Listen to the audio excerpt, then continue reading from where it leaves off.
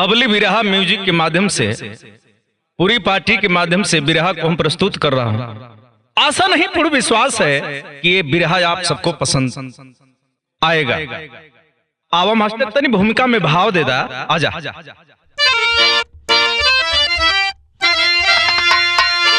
आज कलयुग का अंतिम चरण चल रहा, हर युगों से अलग युग की पहचान है। आज मानव भी दानव बना साथियों, रूप मानव मिला लेकिन शैतान है। जिला बिजनौर में है दो भाई जहां मात देते तो दोनों औलाद को, धन के लोभी दरिंदा न जाने दर्द काट देते हैं दूसरे के औलाद को।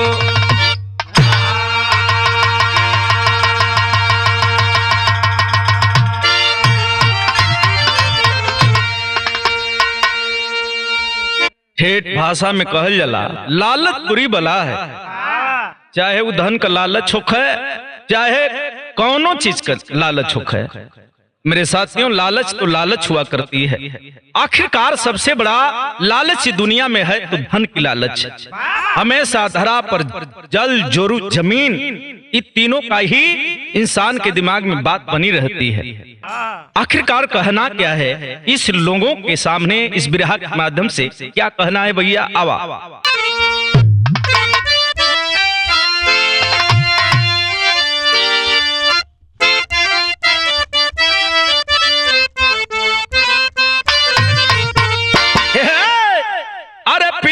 जिसको सूरज भैया, अरे पिया जिसको, अरे पिया जिसको चाहे सुहागन वही है।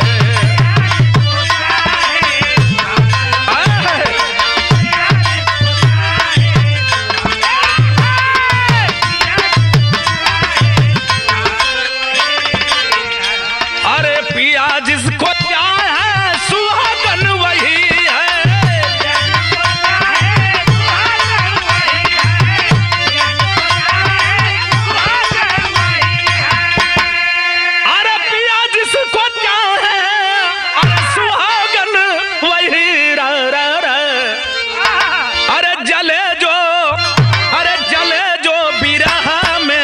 भागन वही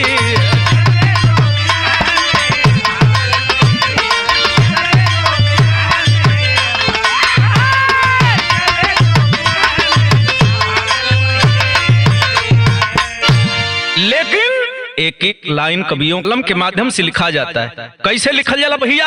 आवा अरे अधर्मी धर्म को बताता यही है।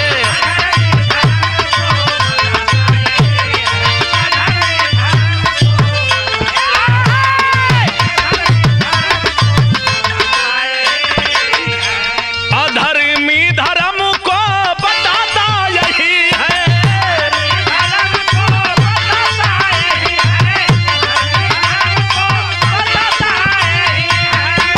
अरे अधर्मी धर्म को अरे बताता यही अरे इशारे सूरज भैया, अरे इशारे पर जिसके टिकिए मही है।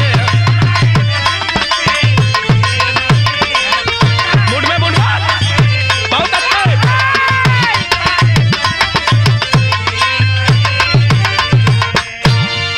मेरे साथियों, अगर इस धरती पर सत्य नहीं होता तो कब का ही विनाश हो जाता, लेकिन कहीं न कहीं सत्य है।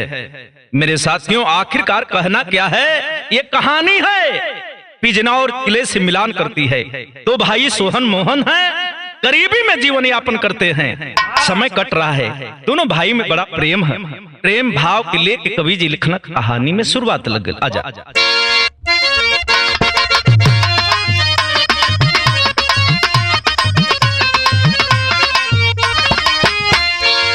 ला ला ला ला ला ला ला रा रा रा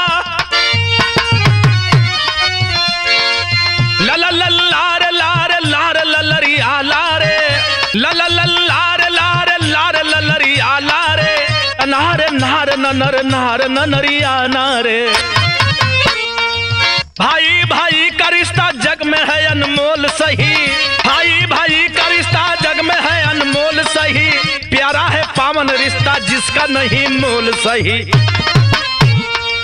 सोहन मोहन है दो भाई मिलन सार सही, सोहन मोहन है दो भाई मिलन सार सही, दोनों गरीब लेकिन दोनों है दिलदार सही। धन का लोभी छोटा भाई मन विचार करे, धन का लोभी छोटा भाई मन विचार करे, बुलाकर सोखा एक दिन देखवा इंतजार करे। बात को समझ ले, दोनों भाई में बहुत प्रेम है। कुछ दिन के बाद बंटवारा हो गया। जब बंटवारा हुआ मेरे साथियों तो हाई देखा बड़का भैया अलग हो गई न, छोटका भैया भी अलग हो गई। बांट बखरा जेकर जवन हिस्सा में आइल पंचायत के द्वारा बांट देहल गई, लेकिन बड़का भैया अपने मेहनत से अपने परिश्रम से आखिरकार गाड़ी घोड़ा खेत गृहस्थी बैंक वाले सब कुछ बढ़िया हो गई। छोटका भैया सोचत हम कि बड़का भैया का ऐसा कैल कि इतना जल्दी बढ़ गई ना। मेरे साथियों छोटे भाई के दिमाग में है कि कब मैं धनी बन जाऊं।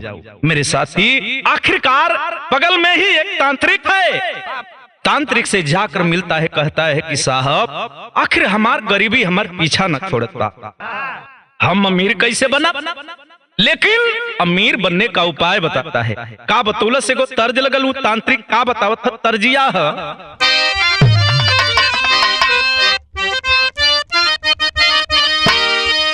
उहे तर्जबा कोनो लइका कोनो लड़की के देख के भैया महेंद्र भैया तोहरे नियर एकदम तोहरे उम्र का लड़का रहे, कपार बार इतना बढ़िया रहे कि सलमान खान फेन रहला, एकदम तोहरे मिलान कर रहल। लेकिन तर्ज बा कितना बढ़िया तर्ज है। अरे सोना कबूतर नियर, सोना कबूतर नियर पाख पहरावेलू, अरे यूपी त यूपी बिहार के हिलावेलू।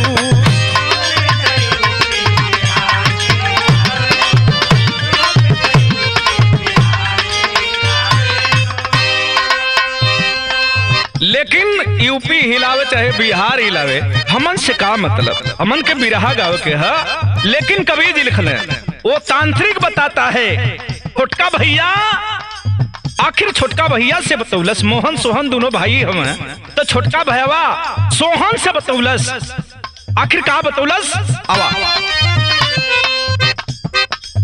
सब कुछ बताई देव, सब कुछ बताई देव, गाड़ल कौने कोना बा, ओ डाला से पहिले करे के भारी टोना बा हो।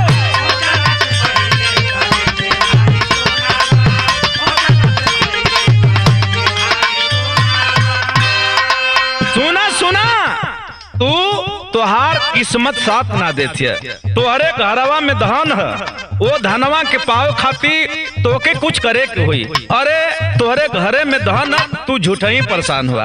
एक काम करा, सुना घरे में बैठल हम दोनों तांत्रिक और मेरे साथियों वो भाई तांत्रिक और छोटा भाई दोनों साथ में बैठे हैं। दारू वारू चलत है, पूछबे मत करा, सोखन का तई कुल काम है बा। लेकिन हाई देखा नतीजा का निकलल, वो सोखा वो तांत्रिक बताता है का बतौलस। तेजा बाबा के उतरा पे जाई,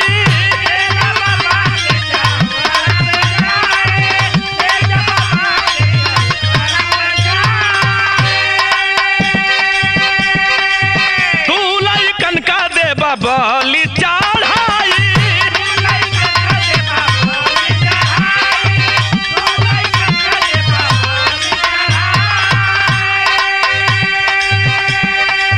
भरल खजाना रा रा रा रा रा, भरल खजाना सुना चांदी और सोना बा, खोदला से पहिले करे के भारी टोना बा।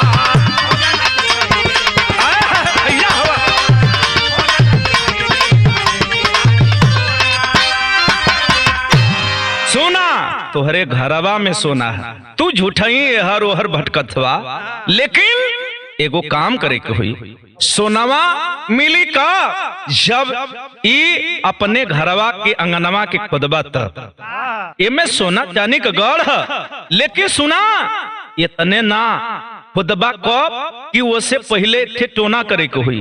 बगलिया में तोहरे गौमा के बगलिया में जो पोखरवा है, पोखरवा के बगलिया मंदिर है, तेजा बाबा का मूर्ति है। मंदिरवा में तू लइकन के ले जा के बलि चढ़ा देबा और बलि चढ़ौले के बाद उ खुनवा लेके मूर्तिया पर लेप पे देबा, एकदम प्रगट हो जाइए। आजा प्रगट हो के बताइए कि कौनी जगह सोना चांदी हुआ। एकदम मेरे साथियों घबरा गया, घबरा के सोचत है ये हर आखिर तांत्रिक रुपया पैसा पाया और वहां से चल दिया। अजब चला ते को तरज लगल मास्टर, कमन तरज है आवा।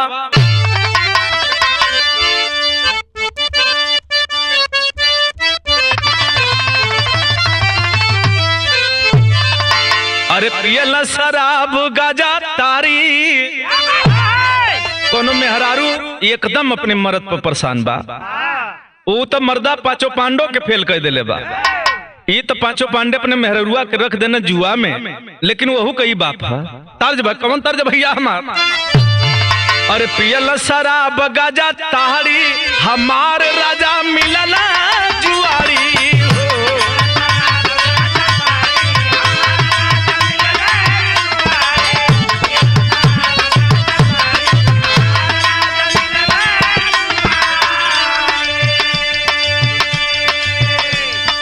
भैया कोनो मेहरारू एकदम परेशान है, ये कहत ये कहलस का, अरे पटना से बैदा, अरे पटना, अरे पटना हो रा रा रा रा, अरे पटना से बैदा बुलाईदा हो नजरा गई गोइया।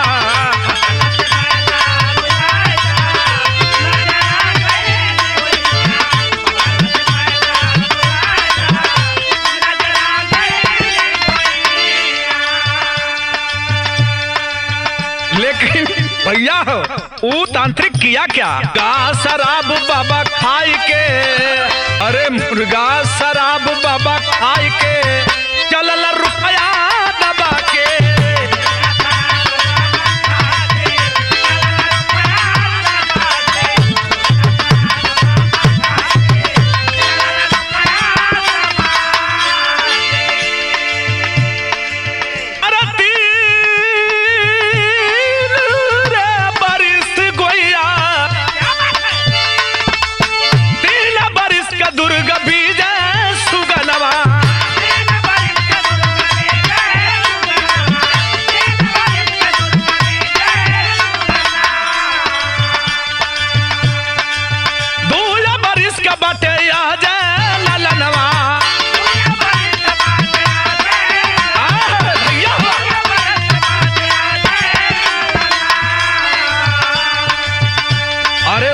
चला पापी उठाई के, अरे साथ चला पापी उठाई के, हो चलल रुपया दबा के।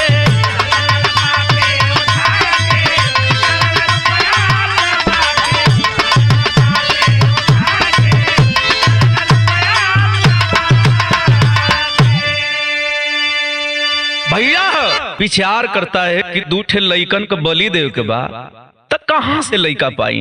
ऑटोमेटिक कर दिमाग काम कैलस की, ओ भैया के दूठे लइका हुए, बड़का और छोटका। मेरे साथियों आखिरकार गया और दोनों बच्चों को उठा लेता है, कानी पर रख के रातों रात बाबा तेजा के मंदिर में पहुंच जाता है।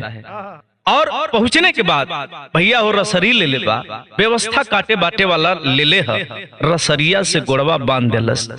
जब बांध देलस तो हाई देखा लइकन का नींद जब खुलल है, लइका होश में ले तो हाई देखत हो कि हमारे चाचा हमन के लेके एजे आ गल हुआ। आखिरकार वो चाचा वो भतीजन के साथ कमीना करता क्या है विदेशिया में भाव लगलावा।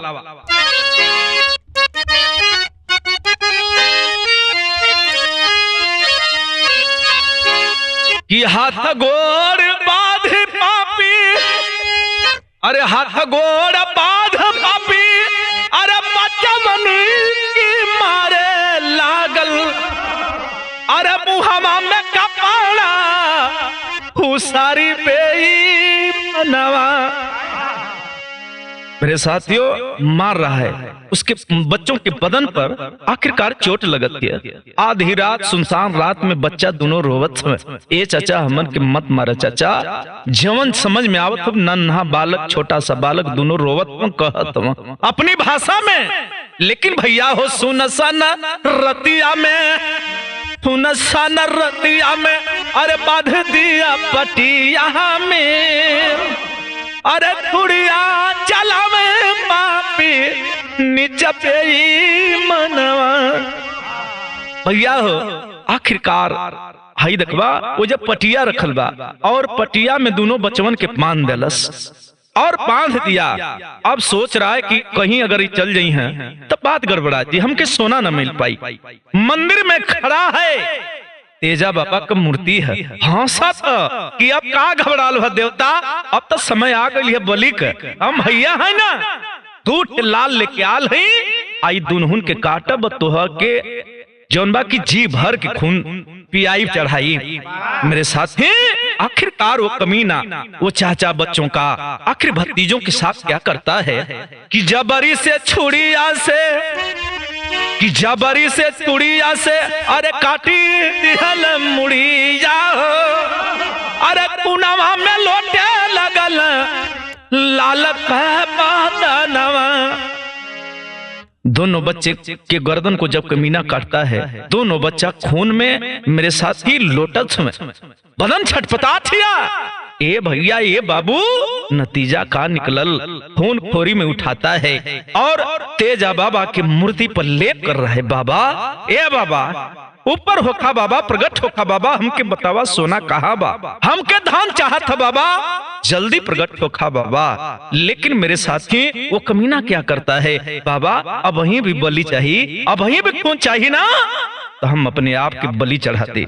भैया हो आखिर वो कमीना करता क्या है, बचवन के खुनावा के अरे खोरी में उठाई लिहलस, अरे मूर्ति पर खुनावा चढ़ावा पे मनवा। मेरे साथियों, सुनसान रात में बच्चों का बलि दे देता है, खून से बाबा के नहवावत, बाबा के खून चढ़ावत, मूर्ति पर लेप करता। जब कोनो आवाज ना आई तो समझ गया ओ अब तो बात बिगड़ जाएगी, धीरे धीरे और भिनसार होके वाला बा। आखिरकार रातों रात वो कत्ल करके, मर्डर करके भाग जाता है ससुराल। यार देखा जब भिनसार भल, अगल बगल के लोग अगला देखना, अरे दाते तले अंगुली जबावत में कि अरे ई का होगल, ई कैसे होगल, अरे के मर्डर कर देहलस। मेरे साथियों, मेरे भाइयों, आखिरकार टेरी में भाव लगल।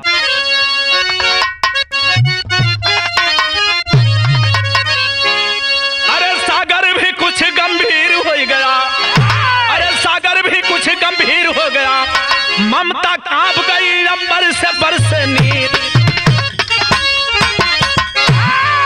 भैया हो सगरो लोग तमाशा देखत, मेरे साथी अपने आप के लोग मनावत में, हाय हाय करत में। नतीजा का निकलल, कोई आदमी थाने पर फोन कर दिया। जब थाना पर सूचना मिलल है तो तनिक समय न लगल, नतीजा का निकलल, पहपट में भाव लगल। भैया हमारा जा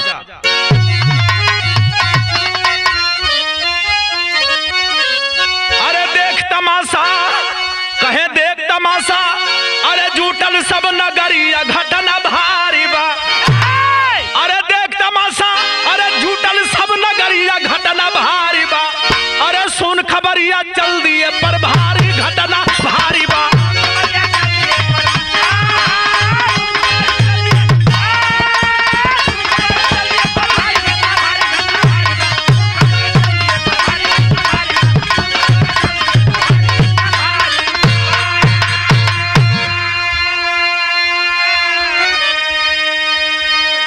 दरोगा जी भीड़ के चीरत सामने गईलम मंदिर के पास, दो लइकन का बलि, दो लइकन का शरीर देख के भैया उस शरीर कांप गई, पैरों तले जमीन सरक गई। सोचत हम कौन साला निर्मोही ऐसा कमीना हत्यारा पापी कौन ऐसा कर दिया। पूछत हम जाचत में कहीं चुराक ना लगत। माई बाबू जब खबर पौलो हो भैया भागल दौड़ा लैला, केकर बच्चा का हत्या हो गई, केकर बेटा काट गई। जब माई देखलस अपने दोनों बच्चन हिरन का हत्या, आय है मेरे साथी, माई के मुंह से न आवाज आवत या न आंख से आंसू आवत। माई पाथर हो गई। जौने बच्चा का हम जन्म देली, जौने बच्चा के हम जन्म देहली, पलली पोसली, का इहे दिन देखे बदे स्वामी तू तनिको न जाने पौला के ई ऐसन का देहलस। मेरे साथी वो समझा रहा है उसका पति की, नारे पगली अगर हम जनले होती तो काय अपने बचवन के हम ना बचौती। आखिरकार हालात का बाबू माई लसिया लेके, अरे बाबू माई लसिया लेके रोवा पिट के छतिया हो, अरे झरझर लोगवा रोव सबही कई लसी कवन तब गतिया हो। अरे रोड जाम जनता कैले बस सारी घटना भारी बा, अरे कहवा बच के जाई है अत्याचारी घटना भारी।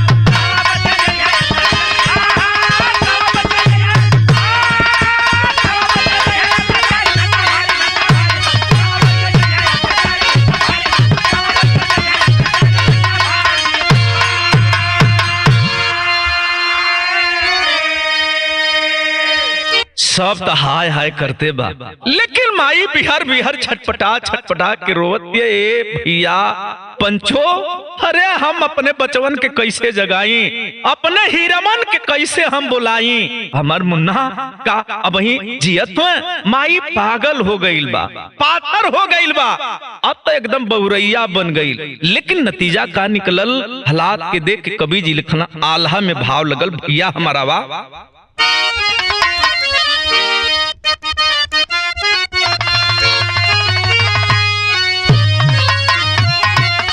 कि माई के रोवले रोवे हे भैया, अरे माई के रोवले रोवे, अरे पन का पतैया भैया।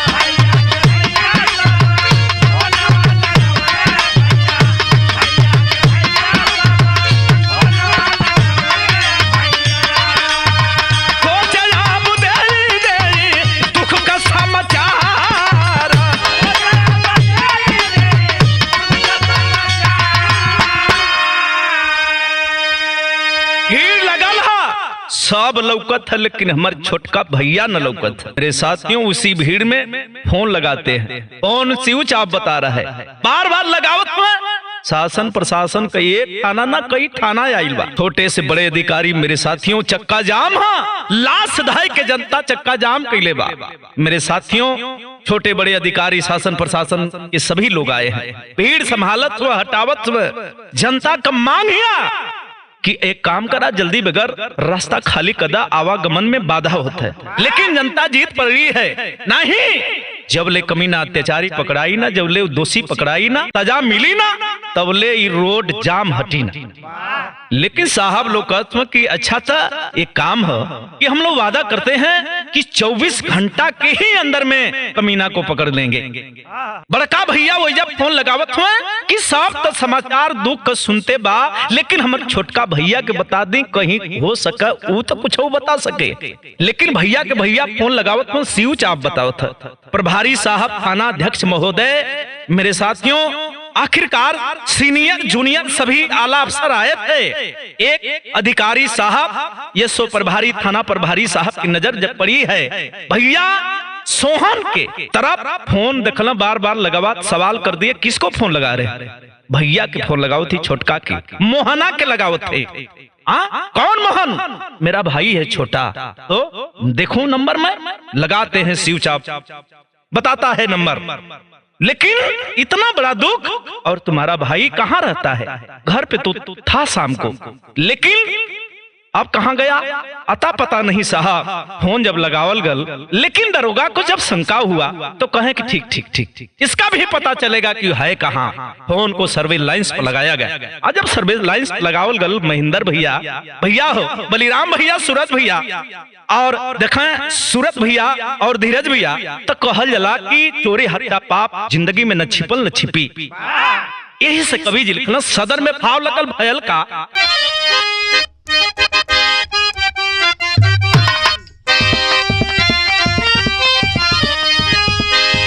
अरे फोनवा लगावे हो दरोगा तेरी छाना, अरे फोनवा लगावे हो दरोगा तेरी छाना, अरे फोनवा को दिए सर्विलांस पर लगाया, अरे फोनवा को दिए सर्विस लाइन पर लगाया, अरे जमन जमन बतिया हो कैले बेईमाना, अरे जमन जमन बतिया हो कैले बेईमाना, अरे मारे ले द 20 पुलिस गईला पकड़ाया, अरे मारे ले द 20 पापी गईला पकड़ा।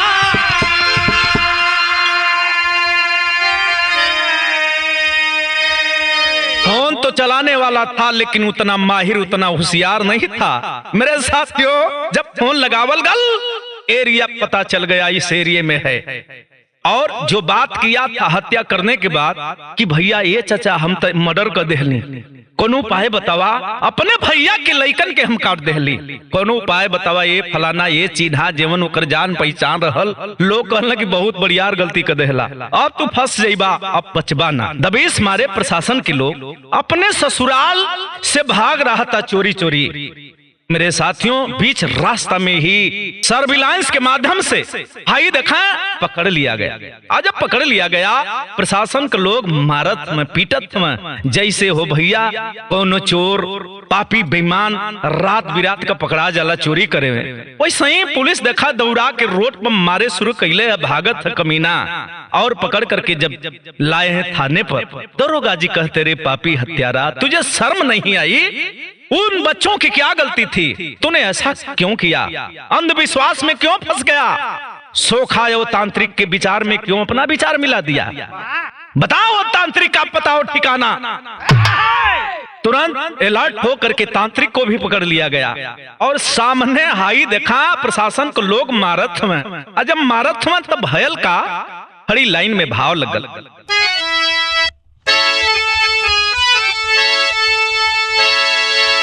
अरे भाई होके, कहे भाई होके, अरे भाई का जरा वाला बगिया, कि धन के लोभी तू दरिंदा लगवला यगिया।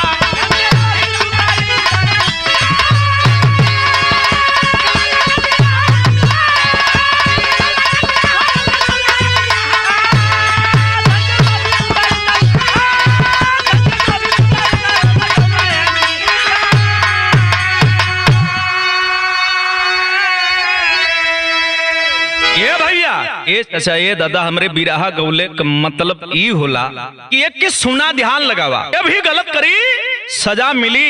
ये देश संविधान से चलता है। पहले राजा महाराजा हुआ करते थे, लड़ाई होती थी, राजपाट अपने धन के बल पर, अपने पूजा के बल पर के बरियाई से जबरी से लोग छीन ले। लेकिन उस समय चल गल। अगर ये देश सुरक्षित है तो संविधान के बदौलत। मेरे साथी, नहीं तो आज भी गरीबन का जियल दुबर है। लेकिन हाई देखा सबसे बड़ संविधान तो ये कुछ चलावत में कुछ सोखा हो तांत्रिक इन्हन से बच के ना रहबा तो सबसे ज्यादा अटैक मेहरानू पर करे नहीं। यही बदे कहल गल का कहल गल भैया हमार कि मोहन साथे तांत्रिक पकड़ाया बेईमान हो, अरे जेल में पठावल गइल पापी शैतान हो।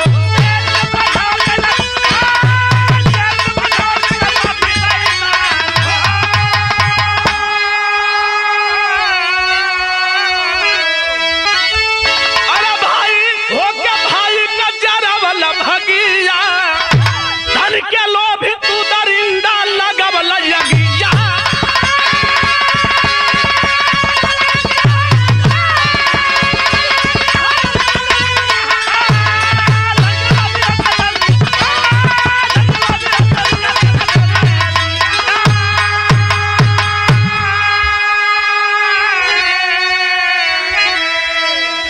यही बदे कहल गल सूरज भैया कि बुरा काम का बुरा नतीजा ना मानो तो कर देखो, जिसने जिसने किया महेंद्र भैया ओकर जाके घर देखो। एमे के आपन कहबा के बेगाना कहबा, केहू मेहरारू के चक्कर में, केहू धन के चक्कर में, केहू मेहरारू के बाद दारू के चक्कर में कुछ खत्म कर देते है। लालच बुरी बला है, गुरु बिहारी गुरु गणेश गुरु राम लाल जी पावन कथन करे बीजक फौजी लागे गीत सुहावन। सागर भी कुछ गंभीर हो गया, अरे सागर भी